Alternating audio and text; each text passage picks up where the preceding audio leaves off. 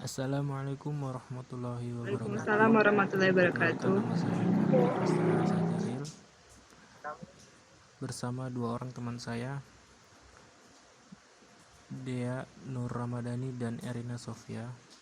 Pertama akan dijelaskan oleh Erina Sofia untuk waktu dan tempat dipersilakan. Baik, yang pertama adalah deskripsi sistem informasi.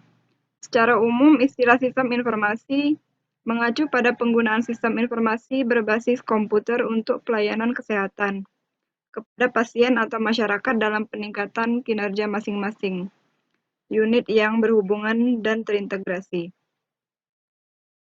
Perancangan sistem informasi ini adalah untuk memberikan pelayanan kepada masyarakat melalui sistem informasi yang terintegrasi di semua unit pelayanan puskesmas sehingga dapat meningkatkan kecepatan proses pada pelayanan, mempermudah akses data, pelaporan, dan akurasi data sehingga menjadi lebih baik. Yang kedua, ruang lingkup.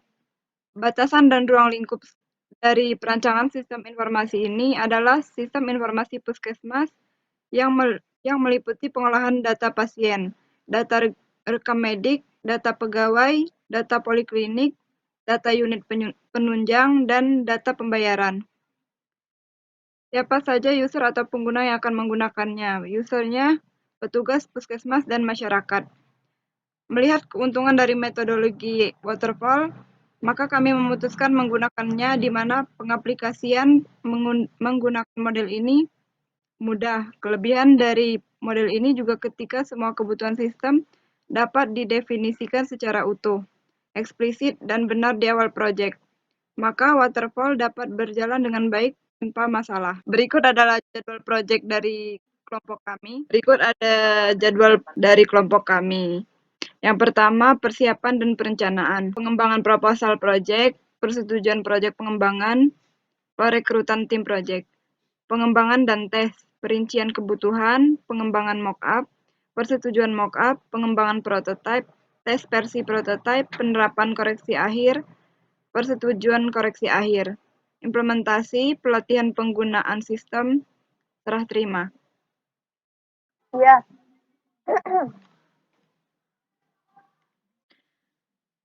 Analisis kelayakan teknologi. Berdasarkan analisis kelayakan teknologi, sistem informasi e-puskesmas ini dapat dengan mudah dipahami dan sudah memenuhi standar sistem informasi berbasis perangkat mobile, sehingga dapat digunakan oleh semua orang yang pada umumnya sudah mengerti smartphone.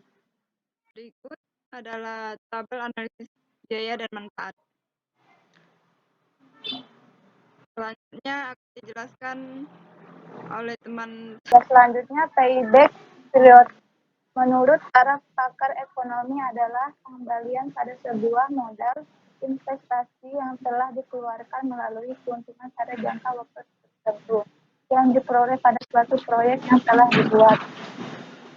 Di bawah ini adalah contohnya. Yang selanjutnya, yield, return of investment. Metode pengembalian investasi digunakan untuk mengukur persentase manfaat yang dihasilkan oleh proyek dibandingkan dengan biaya yang dikeluarkan. Ini contoh dari Rizal. Hitung-hitungan. Yang selanjutnya, system value dapat dihitung dari selisih nilai proyek pada awal tahun dikurangi dengan total proses tiap-tiap tahun yang dinilai uangkan ke tahun awal dengan angkatan bunga diskon. Di bawah sini adalah perhitungan dari NFP. Yang selanjutnya, analisis kelayakan hukum. Setelah analisis kelayakan hukum, perangkat mobile yang dibuat menggunakan perangkat lunak open source. Sistem dibuat dengan tidak melanggar hukum dan memanfaatkan perangkat yang dilindungi oleh hak cipta berdasarkan undang-undang dan data yang akan dipakai. Dalam pengembangan sistem juga bukan data sensitif yang perlu diperlindungan. Namun sistem akan tetap memberikan perlindungan data dengan pembatasan hak akses oleh orang-orang tertentu saja. Yang selanjutnya, analisis kelayakan operasional. Sistem ini dibuat dengan sesederhana mungkin dan tidak berbeda dengan sistem yang biasa digunakan, tetapi tetap disesuaikan dengan kebutuhan pelayanan sebuah puskesmas agar memudahkan setiap penggunaan yang baru mencoba menggunakannya. Selanjutnya ada analisis kelayakan jadwal. Pengembangan sistem direncanakan selesai dalam waktu maksimal kurang lebih 20 minggu.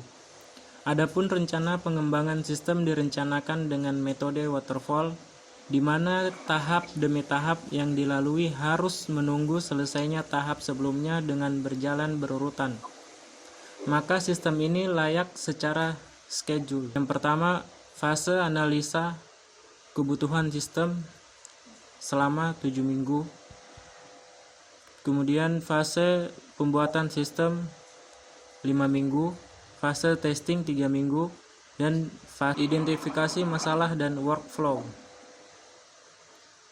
Yang pertama, aktivitas ada pendaftaran. Pasien datang ke meja administrasi mengambil nomor antrian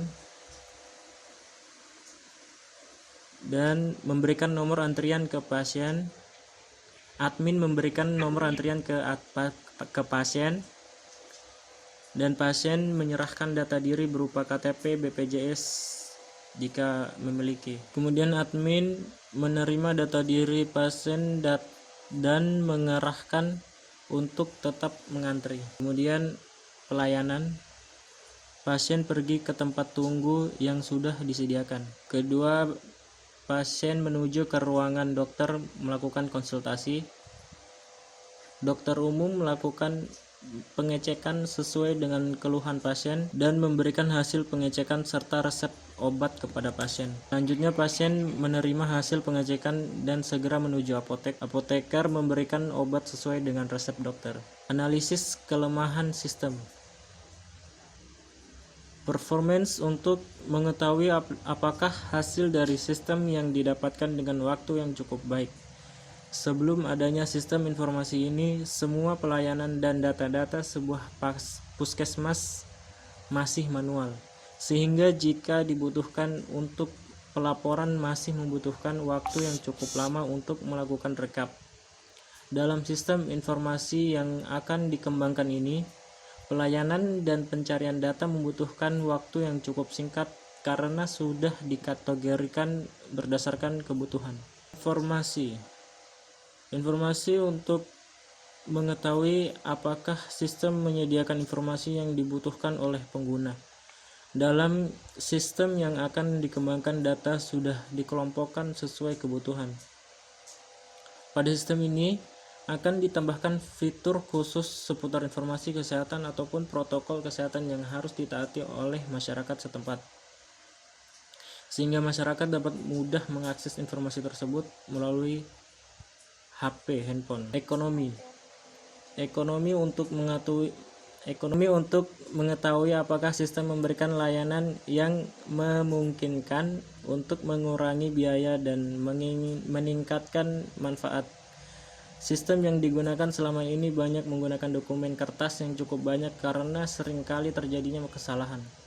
Sistem yang akan dibangun diharapkan dapat mengurangi kesalahan yang terjadi dan mengurangi penggunaan kertas. Sistem juga diharapkan memberikan keuntungan yang lebih kepada masyarakat ataupun petugas puskesmas. Selanjutnya, efisiensi. Efisiensi untuk mengukur efisiensi kerja yang dimiliki oleh sistem dalam mencapai tujuan. Pada sistem yang akan dibangun hanya membutuhkan satu pegawai yang memproses data ke dalam sistem tanpa melalui proses manual. Proses rekap sudah disesuaikan dengan kebutuhan sehingga lebih cepat. Servis untuk mengetahui apakah sistem menyediakan layanan yang sesuai kepada yang membutuhkannya. Sistem yang akan dikembangkan diharapkan bisa mengatasi hal tersebut. Sistem bisa memberikan kelayakan informasi kepada masyarakat yang membutuhkan dengan baik dan lengkap. Analisis kebutuhan sistem. Analisis kebutuhan fungsional. Yang pertama, sistem dapat melakukan entry data diri pasien dan gejala. Yang kedua, sistem dapat menambahkan data diri pasien berupa nama, alamat. Yang ketiga, sistem harus dapat melakukan pendataan pasien beserta penyakitnya. Yang keempat, sistem harus dapat melakukan pemilihan metode pembayaran. Yang kelima, sistem harus dapat melakukan laporan pasien yang datang tiap minggu. Yang keenam, sistem harus dapat melakukan laporan. Analisis kebutuhan non-fungsional. Yang pertama, analisa perangkat lunak. Perangkat lunak lebih menekankan kepada aspek pemanfaatan perangkat lunak yang sudah dimiliki puskesmas, berupa sistem operasi Windows XP profesional. Microsoft Office 2008. Perangkat keras sama halnya dengan perangkat lunak, menekankan kepada aspek pemanfaatan sumber daya hardware yang selama ini sudah dimiliki. Adapun jumlah komputer yang sudah dimiliki puskesmas adalah 4 unit dan 2 unit printer, dengan spesifikasi hardware yang sama, antara lain prosesor 2,0 GHz, memori 128 MB, hard disk 40 GB, VGA 64 MB, monitor 14 inci, keyboard PS2, mouse PS2, printer HP 2566, CD-ROM. Masih termasuk di dalam bagian dari analisis non-fungsional. Bagian rekam medis, pendaftaran, pengobatan, pembayaran, apotek, dan kepala puskesmas. Analisis operasional. Yang pertama digunakan pada sistem operasi Android. Yang kedua, sertifikasi minimal dengan versi Android Nougat. Printer untuk mencetak bukti pembelian obat. Analisis informasi. Validasi untuk menginformasikan apabila email, telepon atau salah.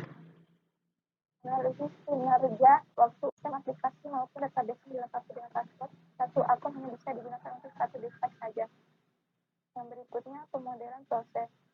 Jenjang diagram proses adalah sarana dalam melakukan desain dan teknik dokumentasi dalam siklus pengembangan sistem yang berbasis pada fungsi. Ini contoh dari sistem informasi yang data dan selanjutnya konteks diagram.